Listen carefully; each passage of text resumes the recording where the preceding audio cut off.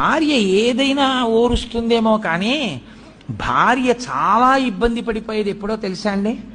భర్త ఇంట్లో నూనె కానీ నేతి గిన్నె కానీ వంపేస్తే, మజ్జిగ గిన్నె కానీ వంపేసిన పురుషుడు వంపేసినట్టు ఉండడు. ఏం చేస్తారంటే ఆవిడ ఏదో మజ్జిగ తాగండి అని అక్కడ పెడుతుంది, చిక్కటి మజ్జిగ తాగెళ్ళండి వేసవి కాలం రోహిణీ కార్తె అని. ఈయన ఏదో ఆలోచిస్తూ అక్కడి నుంచి ఆ ఉత్తరయం ఇలా విస్సాటంగా ఇలా ఏదో అంటాడు, అది తగిలి ఆ గ్లాసు కింద పడుతుంది. కింద పడగానే మజ్జిగంతా పడిపోతుంది. పోనీ ఊరుకుంటాడా చేతకాని వాడు? ఓ గుడ్డోడు అట్టుకొచ్చి భార్య వచ్చే లోపల తుడిచేద్దామని తుడుస్తుంటాడు. ఆవిడొచ్చి చూస్తుంది, ఆహా ఏమి అదృష్టం అండి, నిజంగా నా కోసంగా అన్నారు మీ అమ్మగారు, మజ్జిగ వంపేశారు పోనీ పీడా పోయింది. దాన్ని ఇల్లంతా రాసేస్తున్నారా?